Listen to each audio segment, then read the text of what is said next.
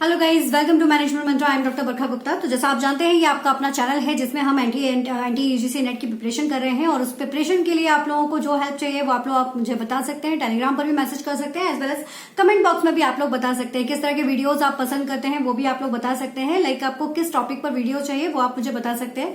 Although management की आपको preparation यहाँ पर पूरी मैं करवा रही हूँ, साथ ही साथ पेपर 1 की भी वीडियोज आप लोगों को प्रोवाइडेड है, उसकी भी प्रैक्टिस वीडियोज आप लोगों को प्रोवाइडेड है। इसके अलावा भी अगर आप लोगों को कोई हेल्प चाहिए तो वो भी आप लोग बता सकते हैं। और अगर आप चैनल पर पहली बार आए हैं तो सब्सक्राइब जरूर कीजिएगा, जिससे आपको सारे के सारे अपडेट जो है वो मिलना शुरू हो जाए।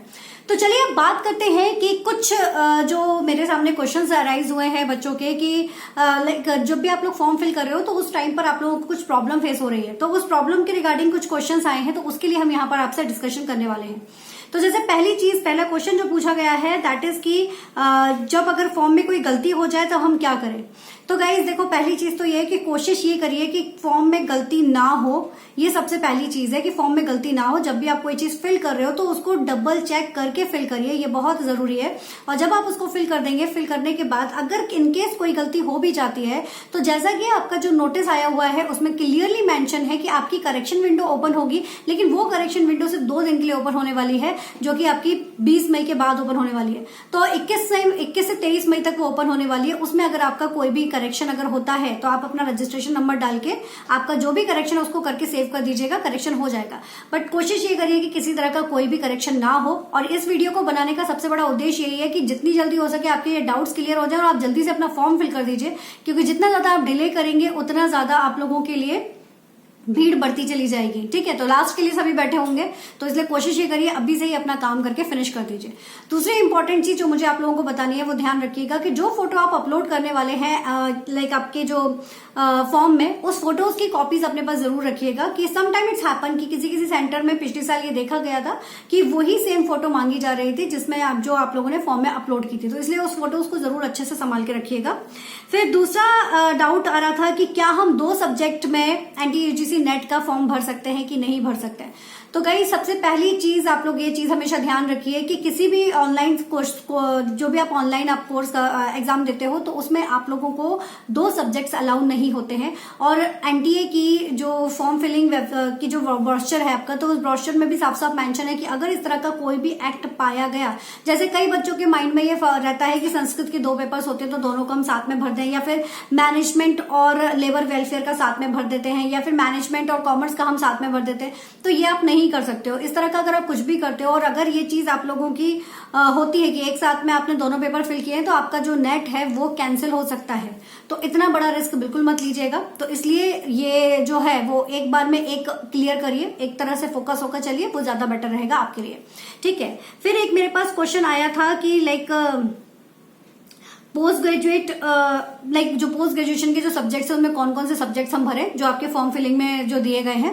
तो गाइज देखो, सब्जेक्ट तो बहुत सारे होते हैं, लेकिन जो कुछ मेजर सब्जेक्ट होते हैं, जैसे कि अगर आपने MBA MCOM कुछ भी किया हुआ है तो उसमें अगर आपने HR मार्केटिंग फाइनेंस कुछ भी लिया हुआ है, या व्हाट एवर द सब्जेक्ट्स, आपका जो भी सब्जेक्ट है उसमें अगर आपने कुछ भी लिया हुआ है तो उसमें कुछ सब्जेक्ट होंगे जो मेजर होंगे, तो उन सब्जेक्ट को आपको उसमें फिल करना है। इस चीज को आप लोग ध्यान रखिएगा, ठीक है ना। सारे सब्जेक्ट नहीं करना है, जो लिमिटेड वहां दिए गए हैं बस उन्हीं को आपको फिल करना है। इसके बाद अगर आपकी एक क्वेश्चन आया था कि अगर आपकी यूनिवर्सिटी अगर शो नहीं हो रही है तब क्या किया जाए।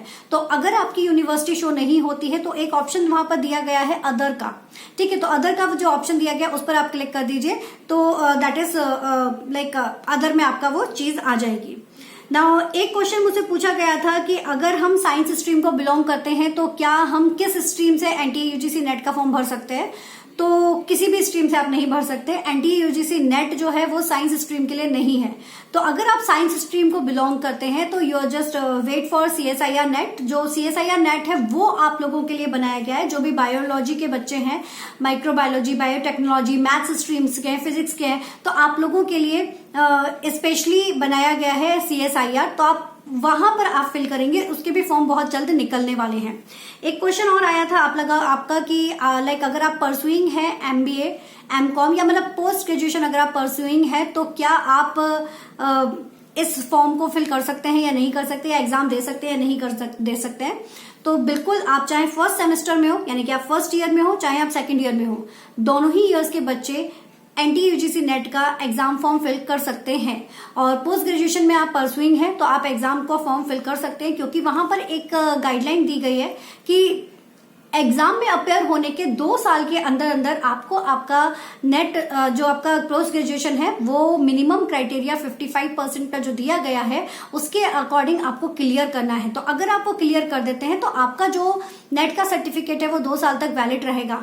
ठीक है, इस समय वो प्रोविजनरी रहेगा, लेकिन जब आप उसको क्लियर कर जाओगे तब आप उसको मान्य बना सकते हो। तो ये ऑलरेडी वहां पर मेंशन है क्राइटेरिया, तो उसके बेसिस पर आप कर सकते हो।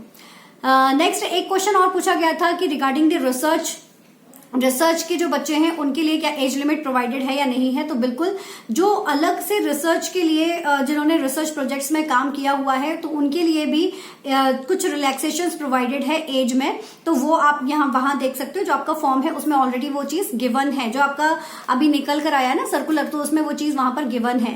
एज लिमिट को लेकर भी बात चल रही है, तो एज लिमिट बढ़ी है, ये आप लोगों के लिए बहुत अच्छी गुड न्यूज है। और जैसा हमने पहले वीडियो में बताया भी था कि एज लिमिट बढ़ेगी, तो एज लिमिट बढ़ी है, ये आप लोगों के लिए बहुत अच्छी गुड न्यूज भी है कि, लेकिन वो सिर्फ और सिर्फ करंट ईयर के लिए है। ये बात आप लोगों को ध्यान रखना है कि 31 जो आपका 31 ईयर किया गया है मेल कैंडिडेट्स जो जनरल कैटेगरीज के उनके लिए, तो वो सिर्फ और सिर्फ आपका इस साल के एग्जामिनेशन के लिए।